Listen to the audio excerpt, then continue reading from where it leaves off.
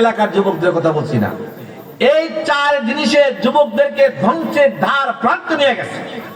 আমার আব্বা যুবক, তোমাদেরকে আমি আব্বা ডাকি। এই যে লালগঞ্জে বইরা বসছো, এদিকে তাকাও।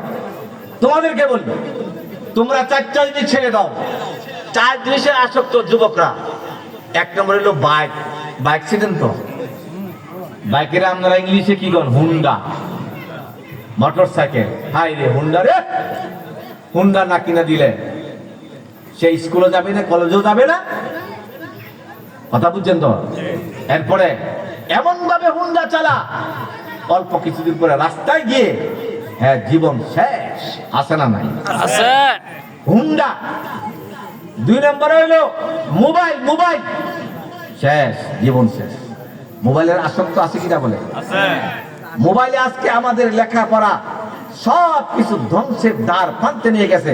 আমরা জাহান্নামের পারে দাঁড়াইছি, মরবো আর ধাক্কা দিয়ে জাহান্নামে ফেলাবে।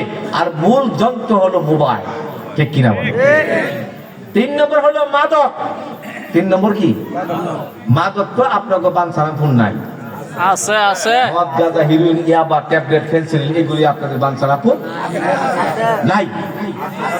আমাদের নরসিংদী এসপি সাহেব, ডিসি সাহেব আমাদেরকে নিয়ে বলে, হুজুর কে নামাজ হজ যাকাতের বয়ান করেন, যুবকদেরকে মাদক থেকে আপনারা ফিরান।